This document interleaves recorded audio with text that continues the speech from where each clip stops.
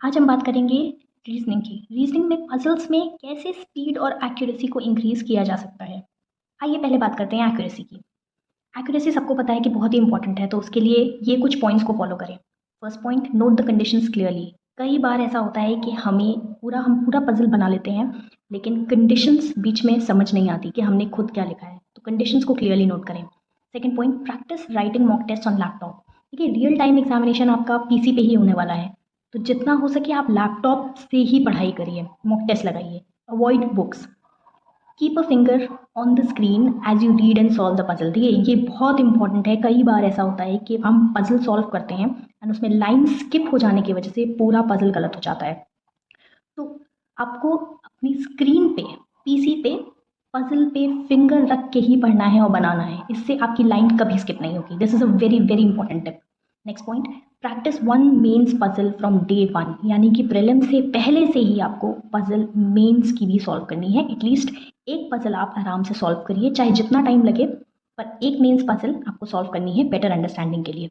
Last point, don't try and solve the puzzle without making possibilities. देखिए, starting में बच्चों को ये लगता है कि अगर हम पॉसिबिलिटीज़ कम बनाएंगे तो हमारी स्पीड इंप्रूव होगी, लेकिन ऐसा नहीं है। कई बार हम पॉसिबिलिटीज़ कम करने की कोशिश करते हैं, अपने दिमाग में पजल सॉल्व करने की कोशिश करते हैं, पर उससे स्पीड तो इंप्रूव हो जाती है पर पजल गलत हो जाती है। तो ये मत करिए। जितना ज़्यादा पॉसिबिलिटीज़ हो सकें, जितनी पॉसिबिलिटीज़ आ रही हैं आप सबको बनाइए। आइए स्पीड की बात करते हैं। देखिए, स्पीड में सबसे इंपॉर्टेंट है कि 15 to 20 पजल्स आपको डेली सॉल्व करनी है। ये बिगिनर्स के लिए मस्ट है। नेक्स्ट पॉइंट, एक टाइप ऑफ पजल एक दिन में करनी है। मतलब कि जैसे फ्लोर बेस पजल हो गई, तो एक दिन में सिर्फ फ्लोर बेस पजल करिए। Second day uncertain number of puzzles, third day दूसरी टाइप के पजल। इससे आपको समझ में आएगा कि एक टाइप के पजल में कितनी कंडीशंस पॉसिबल हैं।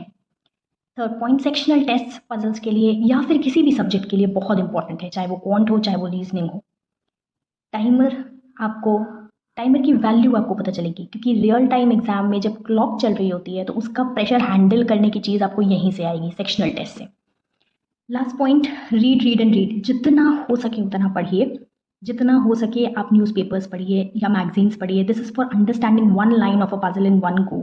यानी कि एक लाइन को एक बार में समझने के लिए रीडिंग बहुत इंपॉर्टेंट है। लास्ट में एक प्रो टिप या फिर मैं एक एडवाइस देना चाहूँगी आप लोग को।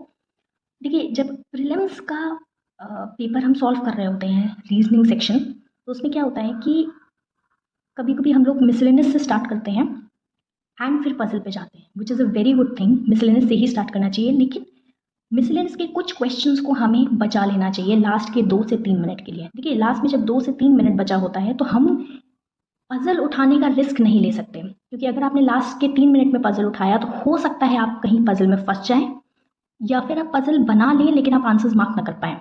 तो लास्ट के 2 से 3 मिनट वो दो से तीन मिसलेनियस क्वेश्चंस आप सॉल्व करें, जो कि बहुत आसान होंगे।